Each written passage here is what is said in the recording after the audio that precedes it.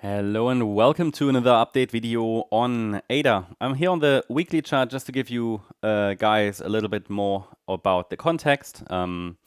It's Sunday, so it's time to zoom out a little bit, take a look at the weekly chart and where we are overall in the in the bullish cycle here.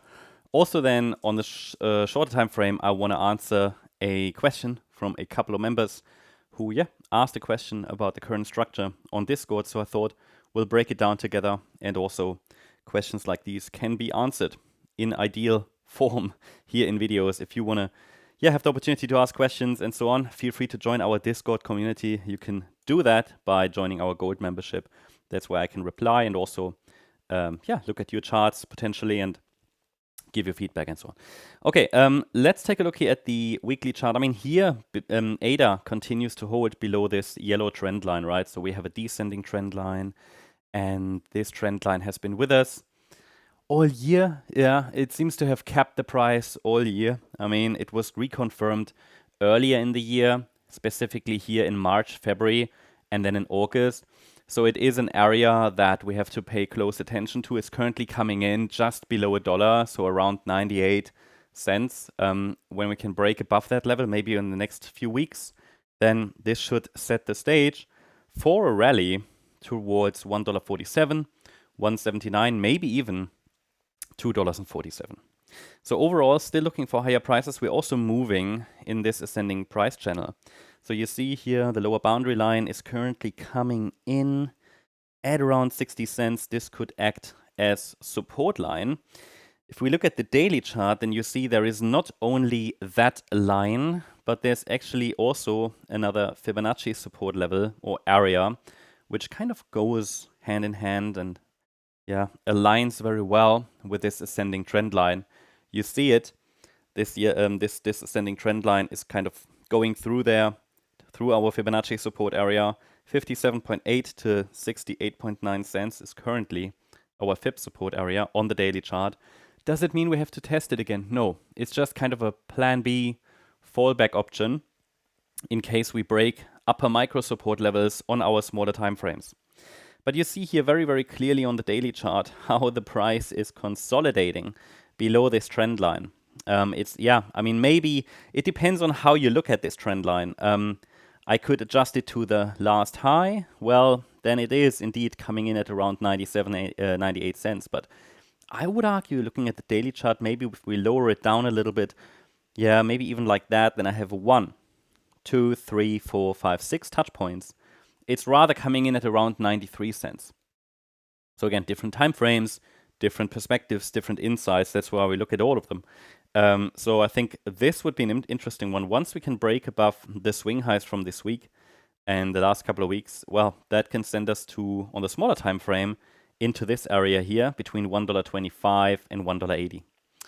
That's kind of on the smaller time frame, the next target area. Now, looking at the shorter time frame and to answer the question of our members, obviously, ADA hasn't really done much over the weekend, right? Now, this is really the shorter time frame. Everything zoomed in. And I shared with you in the last videos, on this smaller time frame, there are a few scenarios we can look at. I mean, there's not really one high probability scenario that kind of stands out, and the other ones are all unlikely. It's not like that. The unlikely ones aren't even shown. That makes microstructure analysis here at the moment a bit tricky. On the ADA chart, it is sometimes like that. I mean, in the end, Elliott Wave tells us be a bit careful here, be flexible. Like we have charts like Virtual, like Bonk, like Pengu. They show very clear 1-2 setups. You have clear parameters, an invalidation point. It's not so clear here on the ADA chart at the moment. Again, that might mean you want to rather spend your time on the larger time frame, or you just have to be a bit more flexible on the smaller time frame, or if you're trading this short term, just be a bit more flexible, smaller position sizes, and so on. How that aligns then with your portfolio, only you can decide.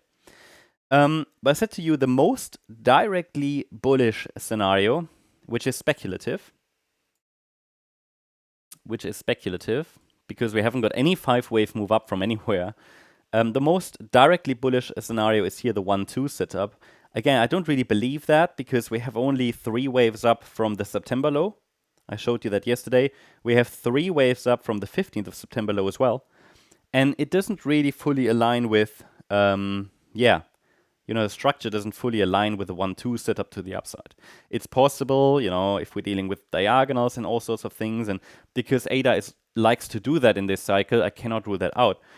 But, to keep this 1-2 setup to the upside alive, we need to hold 87 cents. Now, what if we break below it? I explained that in yesterday's video in detail. That's the question that I was asked. Now, basically what I was asked and the chart I was shown, if I understood it correctly, is this. What about this count? Let's put it blue. But that's exactly the count I showed you yesterday. I just haven't shown it separately on the chart because, I can't, don't want to have too many on this chart. But okay, maybe we have to. But yeah, it's basically this, right? What do I think about this? Perfect. It's great. I mean, that's a count that is valid, and it just means that this B wave down here never finished.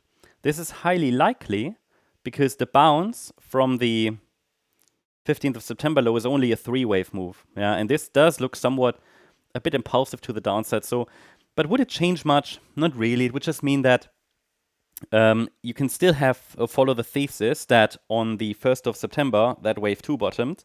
It just means that circle wave B never finished. We're just basically falling back into that support area between 86.4 cents and 81.6 cents. Yeah, to answer that question, it's a perfect scenario. It's a flat correction that absolutely has its place. I think it might even be more likely than the 1-2 setup to the upside. But in the end, they are both valid. Okay, so I have to show them. They're also both plausible, so I have to show them. But yeah, that's basically what we are watching. And actually, you also see this trend line come down here. Now here again, it's coming in around 97 cents. But as I showed you on the daily chart, it kind of makes sense to also think about, what if, like that. So I also here have micro resistance on the chart. So 92.5 cents is the first Fibonacci micro resistance area. I wouldn't really try to look for precision though at the moment on this chart, microstructure wise. I think what really matters is, can we break above this trend line, right? All the small time frame moves on the smaller time frame here, ADA doesn't offer that precision at the moment. Yeah, so we show the micro charts here for educational purposes as well, but don't assume that every wave label is a setup. It's not, okay? It just shows you a roadmap for the price. But if you start to have 3 scenarios here, it starts to get difficult, not actionable really anymore. And that's a great finding from the analysis. Just, yeah, so be a bit flexible there at the moment. Things should clear up soon. I'll keep you updated. Hope you liked the update. If you did, please hit the like button, leave a comment, and subscribe. And if you really like the content, check out our membership options today, 5 p.m. UTC, as every Sunday, going to run our member live stream. Also, if you have any questions, you can ask them there. It's great because I can basically answer live. So if you want to join us there, looking forward to that. See you later over there. And I also recommend that you check out our X channel for additional updates, news, and much more. I'll post the link in the description and the comment section, because here you can get additional updates that we don't even show on YouTube. Thanks so much. Bye-bye.